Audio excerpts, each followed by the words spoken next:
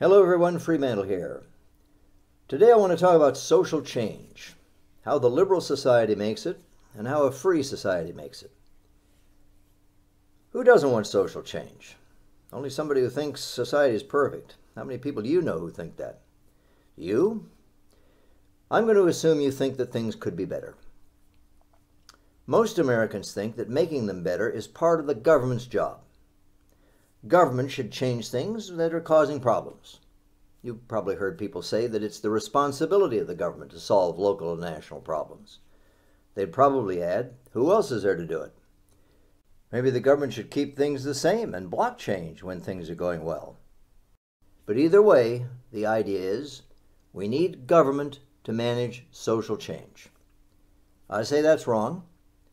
And the best example out of my lifetime is the change of sexual mores that occurred when I was a young man, the 1960s and 70s. Unmarried young men and women wanted to live together, but society heartily disapproved of that. Well, they began living together anyway.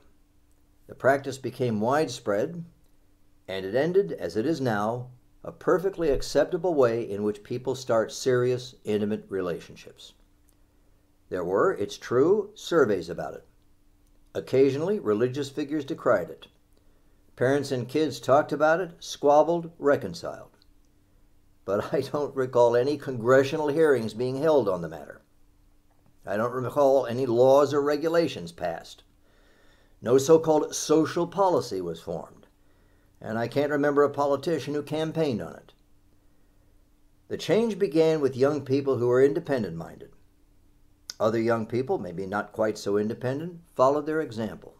But for one reason or another, young people in large numbers simply stopped abiding by the strong disapproval of their elders and a long tradition that stretched back behind the parents, and did what they thought it was perfectly all right to do. Nobody used force. Nobody used the government. And the change happened very swiftly. I say the worst way of trying to make a major social change is what the liberal wants to do. His first step: centralize the decision-making. The idea is somebody has to take charge of things. We need to set up a central authority to direct things. Of course, that's going to be a person, a department, agency, office in the government. Maybe the authority takes input from the public about what should be done, but the authority will decide on that. And if input is taken, it's going to be the authority who's going to judge how bad or good it is and whether to use it. Second liberal step in making a major social change: have the central authority draw up a solution to the problem.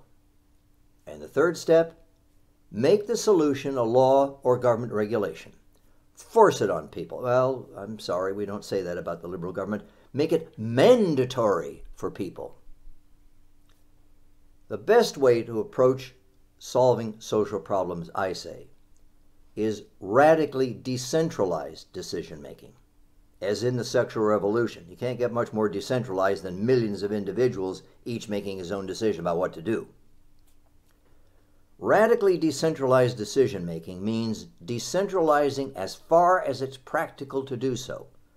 There's nothing wrong with informal networks of people or formal groups of individuals going to work on a problem. Businesses do it every day. But that is quite different from a society in which such things are routinely controlled by a central government. A very good example, of course, being the Soviet Union. In radically decentralized decision-making, people work individually or they work in groups. They work as best fits their different ideas, knowledge, skills, and the other resources they bring to the problem. Some people get good ideas on the first try. Some fail. Some, seeing others fail, are sparked to a new idea and they try that out, and if it doesn't work, they try again in a new way. A society where decision-making is radically decentralized is where people are trying out all sorts of different ideas for solving the problem. A society that's maximizing the play of human creativity. A society that maximizes creativity is a politically free society, because there's more creativity at work where there are fewer laws and regulations, social policies, and the like. People are very wrong to think as many do, that freedom is where everybody sits around doing nothing about a problem until the government comes in to stimulate things. Freedom is, in fact, the most powerful engine, the most powerful tool that can be used to solve social problems. A liberal might respond, well, government restrictions may be out of the way in your free society, but then the vested interests would dominate, and they don't want people changing things.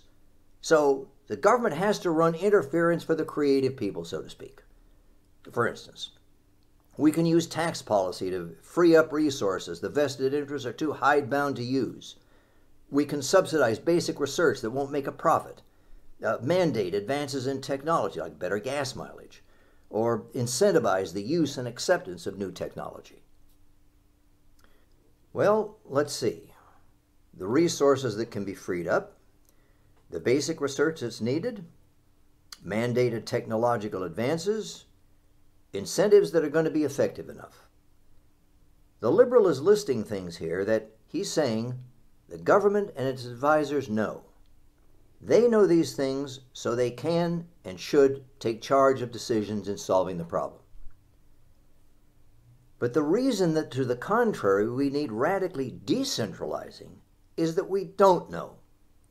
We don't know what all the problems are that we should solve, or all the ins and outs of the problems we are aware of.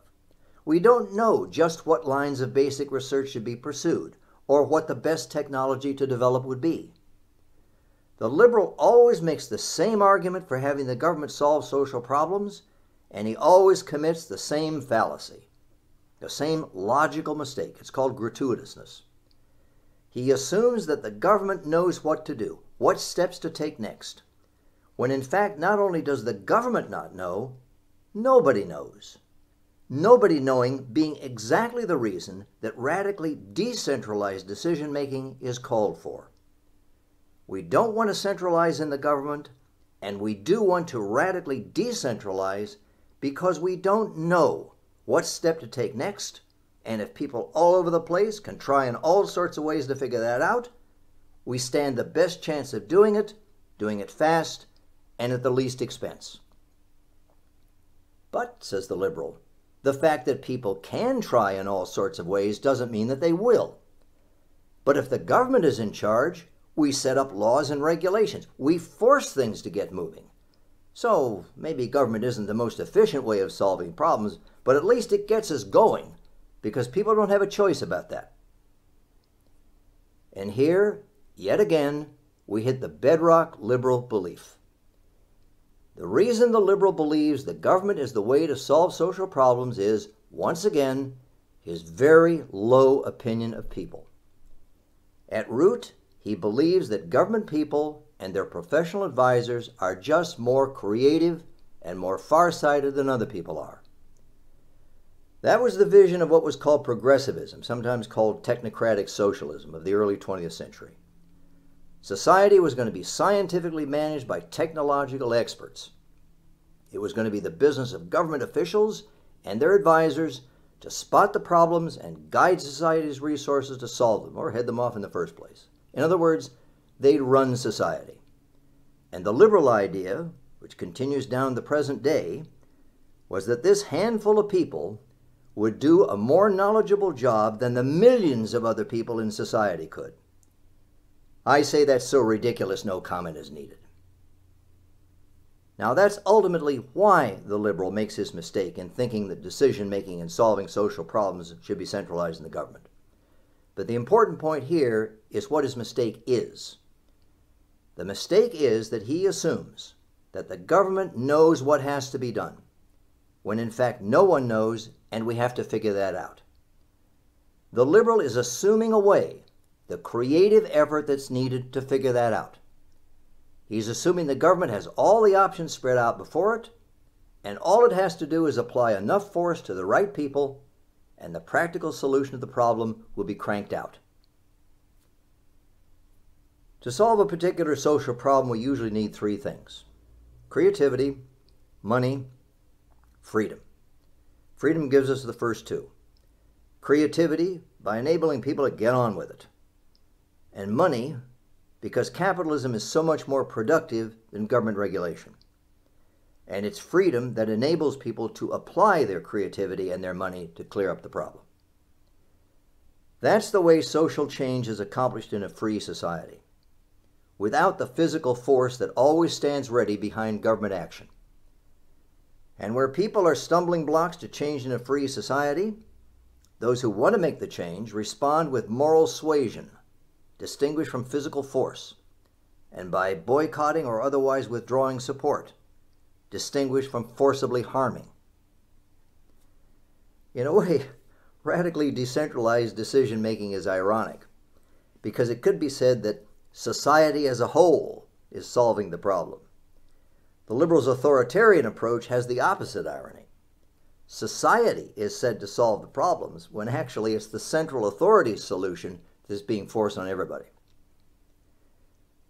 The takeaway from today's video: the idea that only the authority of government can create or manage major social change is completely wrong in principle. Decentralized decision-making is much more powerful. And the idea that only government can create or manage change is wrong in practice, as the sexual revolution in America shows. Thank you for listening.